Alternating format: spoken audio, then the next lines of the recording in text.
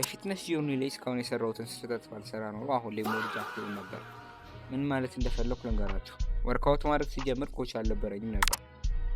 ከዛም ጂም ሄጄ ማድረገውን አላውቅም ነበር።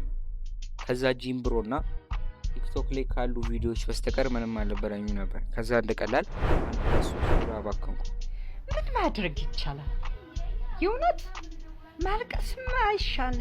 ማልቀስ ይሻላል እንዴ?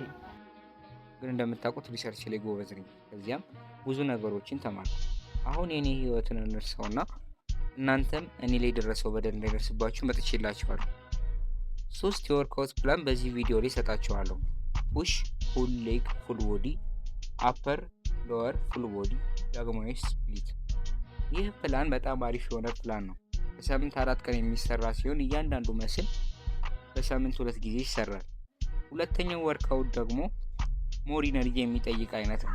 ምክንያቱም አፐር ቦዲ ላይ ብቻ ብዙ ወርክአውቶች ይኖራሉ።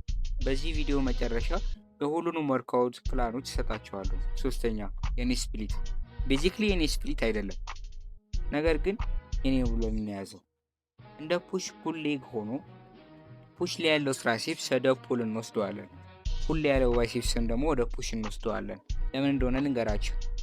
ትራይሴፕስ ጀስት ስንሰራ በደንብ የሚሰራ መስል ነው። ይህ ደግሞ ሜን ትራይሴፕስ ኤክሰርሳይዝ ስንሰራ በደንብ እንዳንሰራ ያደርጋል። ዴይ ቱ ላይም ባይሴፕስ መስል ባክ ስንሰራ በደንብ ስለሚሰራ ሜን ኤክሰርሳይሱን በደንብ ያሰራል። ለዚህም ጥሩ የሆነ ፕላን ነው። ለሶስቱም ፕላኖች የሚሆን ኤክሰርሳይሶች እነዚህ ናቸው።